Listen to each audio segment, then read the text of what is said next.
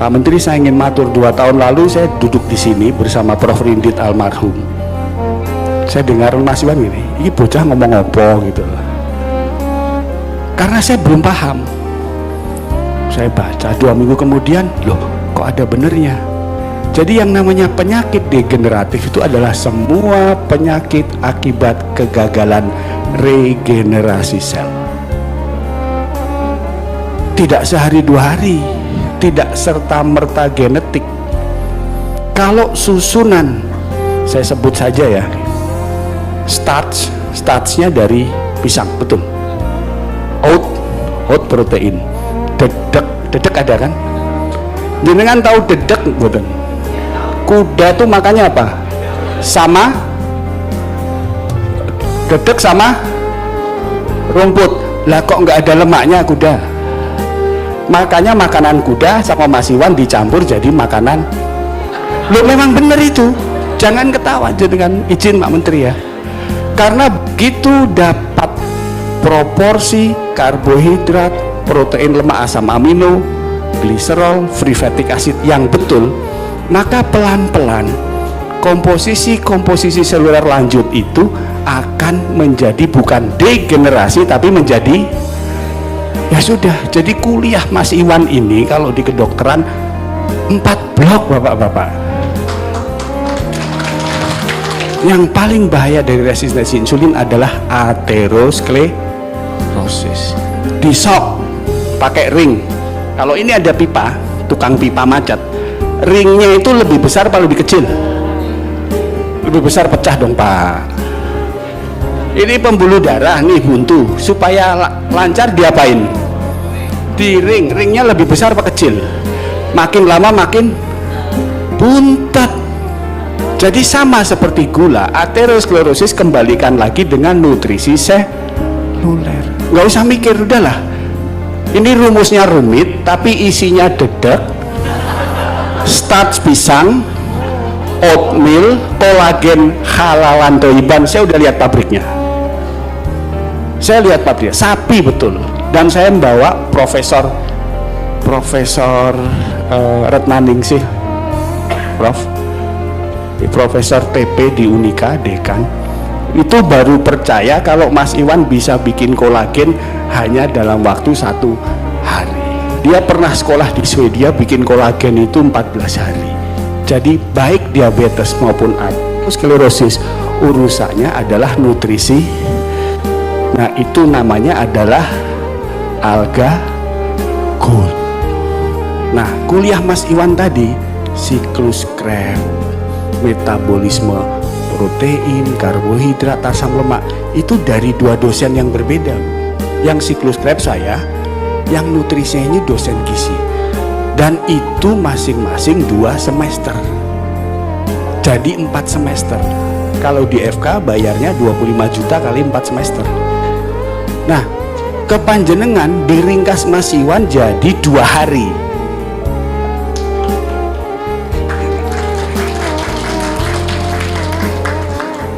Jadi memang terlalu pinter Mas Iwan ini. Makanya kita, kemudian saya sepulang dari sini supaya ada objektivitas, saya baca. 2 bulan kemudian saya putuskan untuk menulis disertasi tentang anti kanker menggunakan alga tea. Jadi kesimpulan dari yang saya sampaikan bahwa alga tea itu memang bisa menekan proliferasi, bisa mendorong apoptosis atau bunuh diri sel, dan mengganggu sinyal kanker. Itu benar adanya dan akademis.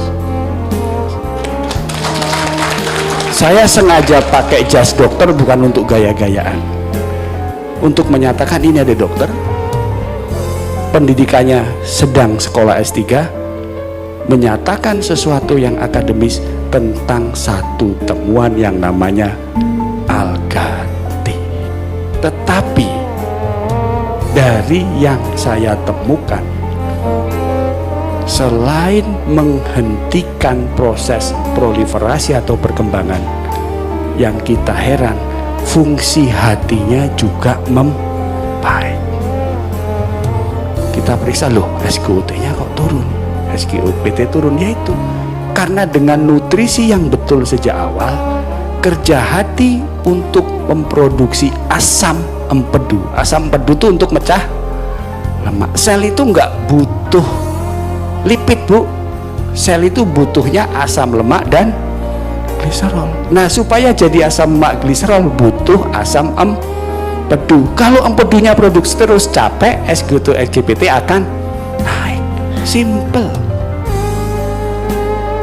Nah, daripada kita pusing mikir kuliahnya Mas Iwan tadi, ini sudah saya bilang, setidaknya untuk kanker proven, hard proof, keras buktinya. Secara teknikal saya sudah selesai riset, tinggal menyelesaikan jurnal-jurnal, dan itu untuk membuktikan apakah hipotesis Pak Iwan itu betul secara akademis. Kanker kolorektal baik di laki-laki dan perempuan itu kanker nomor 3 di dunia, kanker usus dan rektum. Nomor 2 di laki-laki itu prostat, nomor 1-nya paru. Di perempuan nomor 1-nya payudara, nomor 2-nya serviks seperti ibu saya. Tetapi kolorektal ini menduduki kematian kedua di dunia. Kenapa jadi masalah? Nah, ini boleh panjenengan kutip termasuk jurnal-jurnal dan profesor-profesor di belakangnya.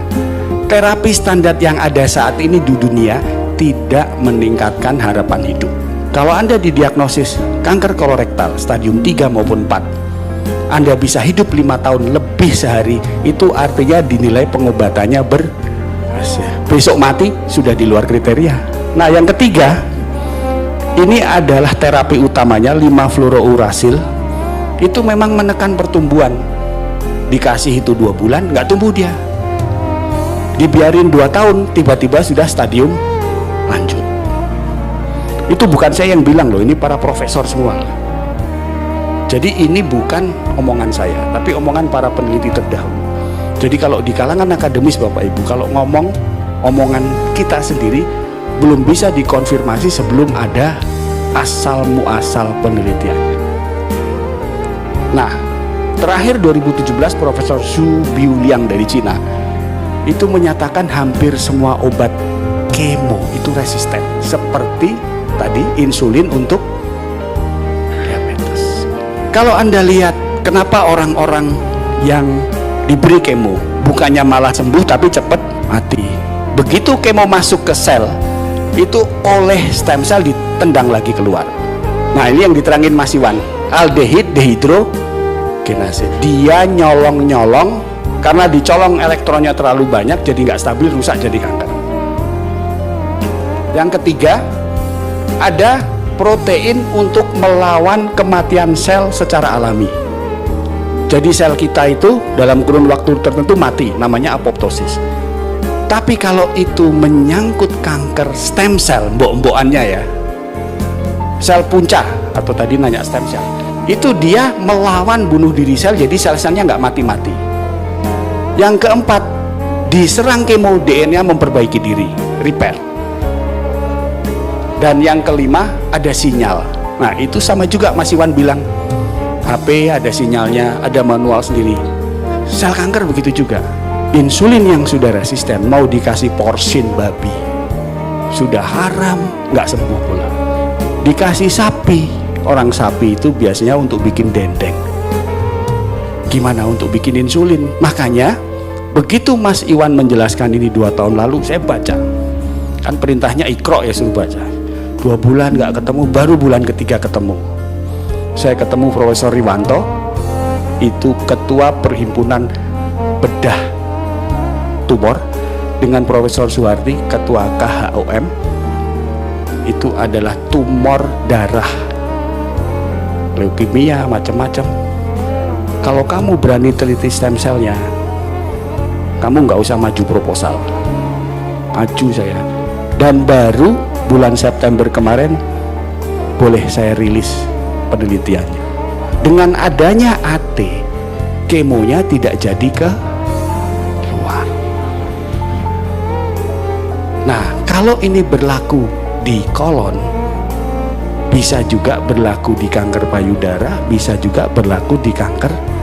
Bukan saya yang bilang loh, yang bilang Prof. Ricci Vityani. Jadi yang namanya AT itu, dia bisa menghambat sinyal ini. Kalau sinyal ini diganggu, dia nggak bisa proliferasi, nggak bisa tumbuh.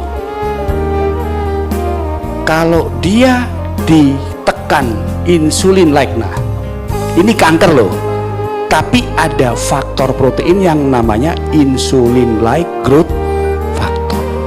Insulin like growth factor itu dihasilkan hati, dihasilkan makrofag tipe 2, dihasilkan juga oleh sel kanker.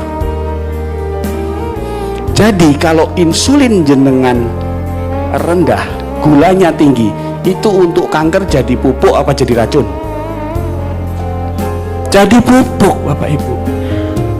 Jadi benar adanya, saya baru sadar 3 bulan setelah ketemu Mas Iwan, mengatasi resistensi insulin dengan nutrisi seluler yang benar sejak awal, itu tidak hanya mengatasi diabetes, tapi juga menghentikan pertumbuhan kanker. Ini kan sudah lulus S2 ini.